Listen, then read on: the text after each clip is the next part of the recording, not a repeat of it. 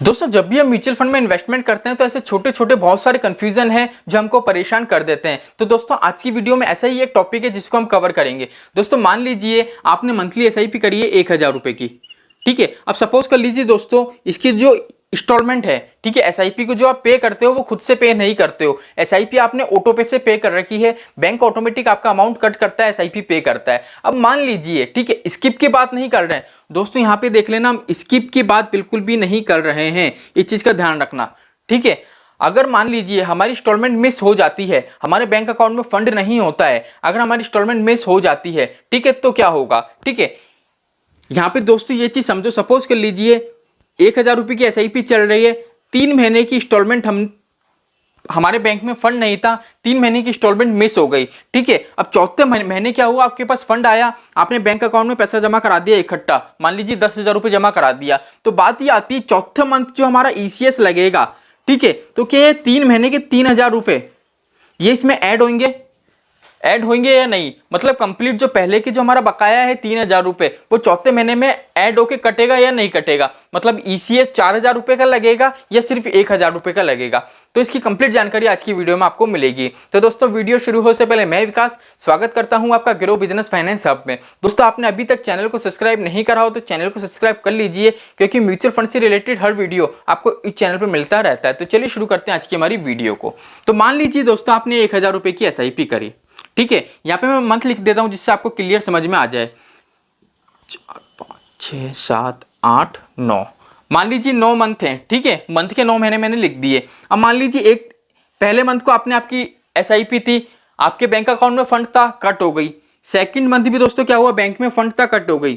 Third month भी क्या हुआ दोस्तों, बैंक अकाउंट में पैसा था, कट हो गई। अब मान लीजिए चौथा महीना लगा, आपने ध्यान नहीं दिया आपके बैंक अकाउंट में पैसा है या नहीं, आपके बैंक अकाउंट में पैसा नहीं था और ये क्या हो गया दोस्तों, मिस हो गई, ठीक है। तो यहाँ पे ये चीज देखो दोस्तों, बैंक से जब भी इंस्टॉलमेंट कट होती है तो कैसे होती है, बैंक लगाता है ईसीएस, ठीक है। दोस्तों अगर आपने लोन लिया हो तो आपने एक चीज देखी होगी, जब भी हमारी लोन की किस्त कटती है, ईएमआई कटती है, तो लिखा हुआ आता है स्टेट में ईसीएस, ठीक है, ईसीएस। तो बात ये आती है सर कि जब दोस्तों हम लोन लेते हैं, ठीक है, सपोज कर लीजिए आपकी ईसीएस बाउंस हो जाता है, तो मंथ में 3 बार ईसीएस लगता है, मंथ में 3 बार ईसीएस लगता है और 3 बार चार्ज लगता है। तो क्या अगर इसका ईसीएस मिस हो जाता है तो इसमें भी 3 बार ईसीएस लगेगा, 3 बार पेनल्टी लगेगी? नहीं, ठीक है। इसमें सिर्फ जिस डेट को आपने चूज करा है, इस डेट को मेरी एसआईपी पे होगी, सिर्फ उस डेट को आपका ईसीएस लगेगा, एक ईसीएस, ठीक है। अगर आपके बैंक में फंड नहीं होता है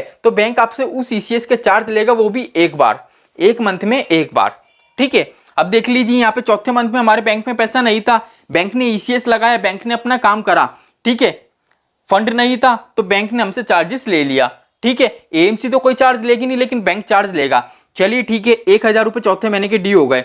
अब पांचवें महीने भी क्या हुआ दोस्तों, पांचवें महीने में भी हमारे पास पैसे नहीं थे, हमने स्किप भी नहीं करा, हमने ध्यान ही नहीं दिया, तो क्या हुआ दोस्तों, पांचवें महीने भी बैंक ने हमसे चार्ज ले लिए और हमारा ये ड्यू हो गया 1000 रुपए, ठीक है। अब मान लीजिए छठे महीने में हमारे पास क्या हुआ दोस्तों, फंड आया 10,000 रुपए का। अब आपने क्या करा, 10,000 रुपए आपके बैंक अकाउंट में जमा करा दिए, ठीक है।